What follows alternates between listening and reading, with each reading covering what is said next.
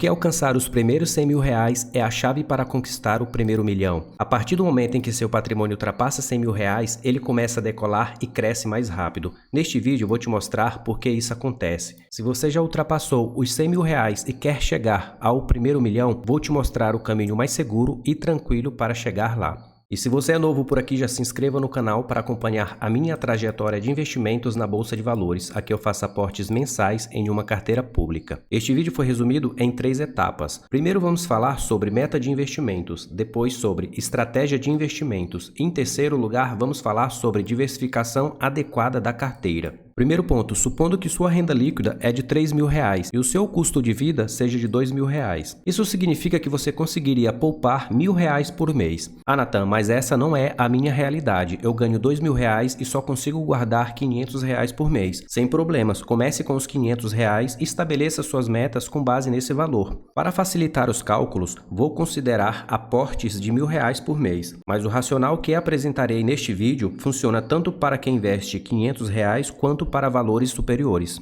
Aqui eu vou considerar um capital inicial de R$1.000 e aportes mensais de R$1.000, a uma taxa de juros de 1% ao mês, pois acredito que esse percentual seja realista e alcançável, já que na própria renda fixa tem títulos públicos pagando mais de 1% ao mês. Considerando os parâmetros acima, você alcançaria os primeiros R$100.000 em 5 anos e 8 meses, o que daria aqui basicamente 69 meses. Um ponto interessante é que durante todo esse período, o valor que teria saído do teu bolso seria de aproximadamente R$73.000, sendo que os juros acumulados de todo esse período representariam aqui, em relação ao montante, 31%. Ah, Natan, e se a minha meta fosse R$1 milhão investindo apenas R$1.000 por mês, quanto tempo demoraria? Com os mesmos parâmetros anteriores, você demoraria 20 anos para atingir R$1 milhão, isso investindo R$1.000 por mês. E o valor total dos juros acumulados durante esse período representariam 76% em relação ao seu montante. E se o seu capital inicial for de R$100.000 e fizer aportes mensais de R$1.000 com as mesmas taxas de juros de 1% ao mês, você demoraria para alcançar os próximos R$100.000 apenas 41 meses, ou seja, em apenas 3 anos e 4 meses você alcançaria aqui R$200.000. E considerando os mesmos R$100.000 de capital inicial com aportes mensais de R$1.000, você demoraria 14 anos para chegar no primeiro R$1 milhão e 73% do valor acumulado viria apenas de juros compostos. E aqui que está o segredo, os primeiros R$100.000 representam um marco muito importante na vida de qualquer investidor iniciante. A partir desse valor, os juros compostos começam a trabalhar na multiplicação do seu capital, como podemos ver neste gráfico. Durante os 14 anos que você investiria aqui, apenas R$250.000 sairia do seu bolso e os R$750.000 seriam de juros compostos. Observe nessa tabela quanto tempo é necessário para alcançar cada bloco de R$100.000, considerando aportes mensais de R$1.000 e uma taxa de juros de 1% ao mês. O primeiro R$100.000 demorou aqui 70 meses, ou seja, 5 anos e 8 meses. Já o segundo R$100.000 demorou aqui apenas 41 meses, ou seja, 3 anos e 4 meses. E na medida que você vai aportando, o bloco de cada R$100.000 vai diminuindo o tempo. Chegando aqui dos R$900.000 para R$1 milhão, demoraria apenas 9 meses para você ganhar os próximos R$100.000. Vamos comentar sobre a estratégia de investimentos. Primeiro, selecionaríamos aqui apenas empresas de setores perenes. O que seriam essas empresas de setores perenes? Seriam as empresas dos setores bancário, energia elétrica, seguros, saneamento e telecomunicações. Segundo ponto, selecionar empresas baratas no quesito indicadores. Eu vou citar alguns indicadores que se aplicam para a maioria das empresas. O primeiro indicador seria o EV/EBITDA, ou seja, o valor total da empresa dividido pela sua geração de caixa. O segundo seria o PL, que seria o preço da empresa dividido pelo lucro que ela gera. E o próximo indicador que eu gosto de olhar também seria o preço dessa empresa dividido pelo valor patrimonial. E por último eu colocaria o ROI, que seria o retorno sobre o patrimônio líquido. É claro que dependendo da empresa, cada indicador vai ter uma relevância maior. O terceiro ponto seria a baixa alavancagem. Eu gosto de olhar o indicador dívida líquida dividido pelo EBITDA. Se esse número tiver menor do que 2,5, eu diria que está confortável, dependendo do segmento da empresa. Abaixo desse número, eu considero ok.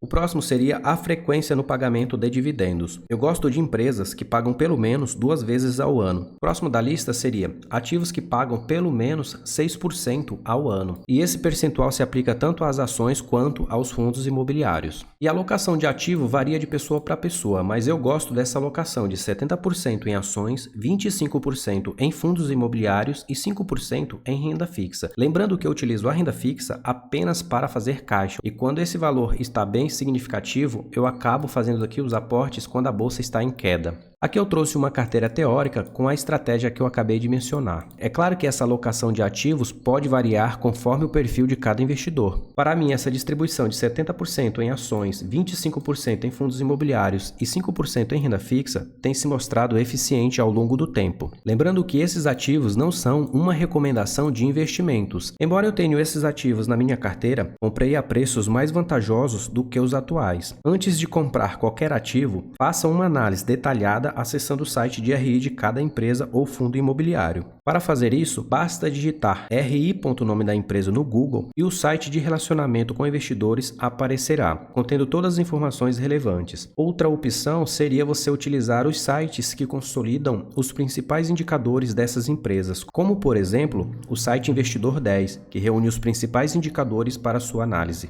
Para fins didáticos, eu trouxe o histórico de dividendos dos últimos 5 anos de cada ativo dessa carteira teórica. Vale ressaltar que a rentabilidade passada não garante rentabilidade futura, e a decisão de compra não deve ser baseada apenas no dividend yield. É extremamente importante analisar outros indicadores. E olhando aqui para o histórico de dividend yield da Itaúsa, ela entregou aqui nos últimos 5 anos 6,2% de dividend yield, e o dividend yield atual é de 9,6%. E o segundo ativo da nossa lista é a BB Seguridade, que entregou aqui 7,5% de dividend yield nos últimos 5 anos, e o dividend yield atual é de 9,09%. O terceiro ativo da nossa lista é a CPFL Energia. Ela entregou aqui 9% nos últimos 5 anos, e o dividend yield atual é de 7,2%. E o próximo ativo é o fundo imobiliário HSML11, que entregou 10,4% nos últimos 5 anos, e o dividend yield atual é de 11,5%. E o próximo ativo da nossa lista é o fundo imobiliário BTLG11, é um fundo de logística, e ele entregou 9,9% nos últimos 5 anos, e o dividend yield atual é de 9,5%. Comparei o retorno total desses ativos e todos eles superaram os principais índices de mercado. No caso das ações, a CPFL Energia entregou aqui 154% de retorno total, enquanto que a BB Seguridade entregou 147%, a Itaúsa entregou 110%, enquanto que o Ibovespa foi de 107% e o CDI de 54% no período. Já no caso dos fundos imobiliários, o que mais rendeu foi o BTLG11, que entregou aqui 101% no período, seguido pelo fundo HSML11, que entregou aqui 81%, enquanto que o CDI bateu 54%, e o IFIX, que é a soma dos maiores fundos imobiliários negociados na Bolsa de Valores, entregou aqui 50%, enquanto que o IPCA entregou 35%. Eu elaborei essa tabela para calcular o retorno total da carteira, e como pode perceber, ela teve um retorno total por ano de 24%. Esse resultado considera todos os proventos recebidos, recompra de ações, bonificações e a valorização das cotações. Isso mostra que no médio a longo prazo, os ativos de renda variável tendem a gerar retornos superiores ao da renda fixa. Contudo, entretanto, todavia, é necessário estar preparado para as quedas no caminho, por isso é importante selecionar criteriosamente os ativos nos quais você vai investir. Me deixe nos comentários se você já está próximo dos R$100 mil ou se já ultrapassou esse valor. E claro, deixe o seu like e ative as notificações para não perder nenhum conteúdo. Bons investimentos e até o próximo vídeo.